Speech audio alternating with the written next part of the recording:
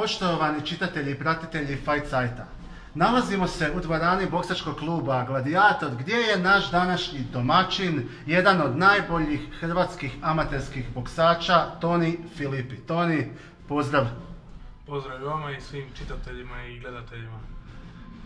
Tek su 2 mjeseca u ovoj godini iza nas, a možemo reći za tebe su već bila turbulentna, nije baš bilo odmora. Pa da, ovo je sad predkvalifikacijska godina i godina kada se održava olimpijada, tako da tu treba dati sve od sebe, tako da nema stajanja, samo rad i idemo dalje. Nadamo se znači da je ovo što si tek prošao zapravo tek start i da će zapravo godina biti još zaposlenija, da kažem tako. Da, sad za 5 dana glavni cilj su europske kvalifikacije na kojima treba dati sve od sebe da se kvalificira na olimpijske igre, a to je glavni cilj, ali prije toga naravno treba proći olimpijske kvalifikacije. Prije toga prošli smo kroz 2 turbulentna natjecanja, da kažem, na taj način. Prvo je bilo državno prvenstvo, nakon toga je bio Bočka i Ištvan turnir u Mađarskoj. Oba puta doživio si poraz, ne mogu sad reći baš nekom kontroverznom odlukom, ali ću reći odlukama sa kojima se nisi složio. Pa istina, nisam se složio, ali nećemo se žaliti, nećemo kukat za tim, idemo dalje jer nas čekaju sljedeća natjecanja, tako da to ćemo zaboraviti i svaki put davati više od sebe. Ono što je najvažnije tek slijedi, znači neka je to bila škola za ovo, znači što će stati. Pa da, kao što ste rekli, to je bila samo škola, sad treba stisnuti jače i davati sve od sebe do kraja, ne kalkulirati. Pripreme za londonski kvalifikacijski turnir bile su sadržajne, naporne na više lokacija. Možeš li reći malo nešto o tome?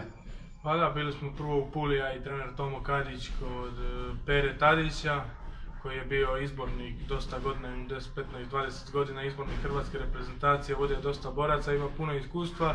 Kod njega smo se spremali neki dio smo sami. I kod sadašnjeg izbornika Dorijana Čalića u dvorani smo se spremali, onda smo iz Pule išli u Italiju, u Asizi gdje su bile pripreme za sve sportaše, gdje su bile više reprezentacija, Irska, Italija, Rusija, Novi Zeland, tamo smo odradili isto tjedan dana priprema, sparinga, tehnike, svega.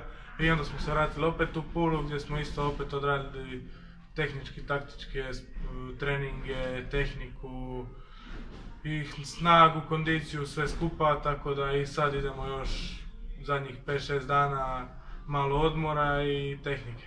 Imao si nekoliko vrhunskih sparing partnera kao što je boksačka ikona Clemente Russo s kojim si se susreo u VSB ligi i ostvario tim putem svoju do tada najveću pobjedu. Bio je tu i svjetski i evropski prvak Muslim Gadžimagomedov s kojim si boksao polufinale evropskog. Kako je bilo iskustvo ponovno se sresti s njima i sparinzi s njima? Pa iako smo već boksali, naravno da je veliko iskustvo, pogotovo ime kao što je Clemente Russo, s njim je uvijek gušt raditi, radili smo tehniku, sa Muslimom smo radili više tvrdi sparing, jer Clemente Russo i sad ipak super teška kategorija, tako da bilo je super, jako dobre pripreme i jako dobro iskustvo. Pitao bi te za Muslima, što si dobio sa sparingom sa takim boksačem, jedni izuzetno dugačkih ruku, izuzetno kvalitetnog direkta? Pa da, susreli smo se u meču, to je bilo prvi put na Europskom prvenstvu, tamo nisam baš smislio neku taktiku u tom kratkom roku. Tako da sad sam dobio jako dosta na iskustvu i znam što treba raditi sljedeći put protiv njega i protiv dosta sličnih boraca. Možeš li reći čemu si u ovim pripremama posvetio najviše pažnje i vremena? Pa ta tehnika, samo rad tehnički, onda ako savršiš tehniku manje se umaraš, imaš više snage, tako da volim samo tehniku, naravno treba raditi kondiciju i snagu, ali najviše tehnika s Perom Tadićem, Tomom Kadićem, Marijom Šivolijom smo isto radili, surađivamo, tako da ide nam dosta bolje. Fanovi koji te prate da znaju, mediji znaju, stručnjaci znaju, trener ti zna, ti znaš. Prva runda najčešće ti je problem, sporije da startaš, kasnije da se pališ, da li si šta na tome radio, da napokon ta prva runda izgleda kao ono, da poslije nje je znamo da nije problem kondicija, nje imaš, vidjeli smo u VSB-u, nego jednostavno sporije da startaš u prvu. Pa startam zbog toga što uvijek hoću proučiti protivnika, da vidim šta mu prolazi, šta će on raditi, da se bolje branim, tako da uvijek krećem malo sporije, ali sad ću krećem malo brže jer ipak su tu 3 runde, VSB čak 5, profi 12 rundi, to je više stil za profi, tako da sad treba paliti motore malo brže. Ali isto naravno oprezno.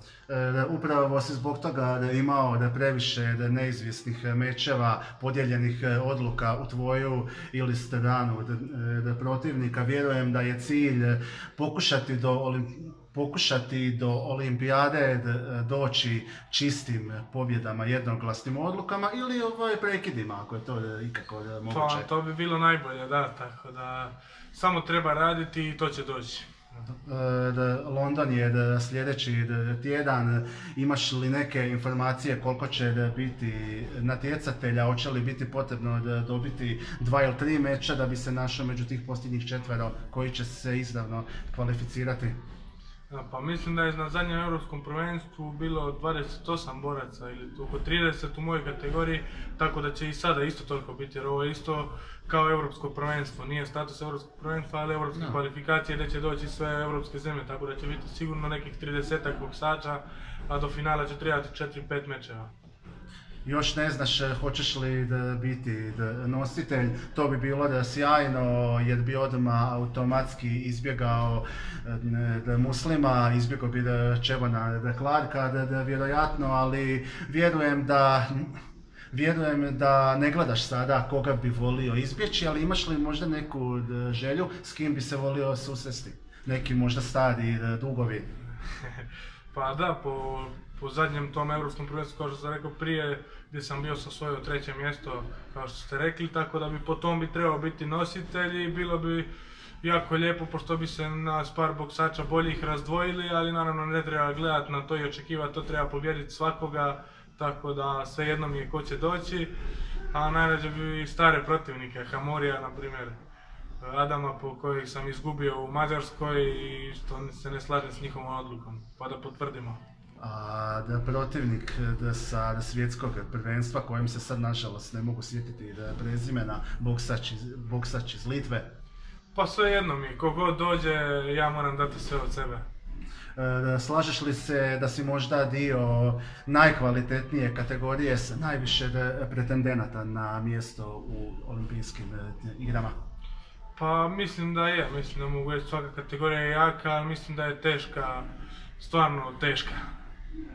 Gledaš li znači sada samo na London ili postoje li neki planovi što će uslijediti? Uspiješ li se sada kvalificirati ili što će uslijediti ako budeš morao na popravni ispit u svibnju u Parizu? Da, tako je. Ne, ja sam fokusiran na Londonu i u Londonu treba dati sve od sebe i naravno plasirati se što prije da se opet bolje rade pripreme za olimpijske igre. Koliko vjeruješ da bismo na kraju mogli imati olimpijaca? U boksu? Pa ja i Milun smo za sad najznačajniji borci, ali nadam se da će se još neki reprezentativci kvalificirati.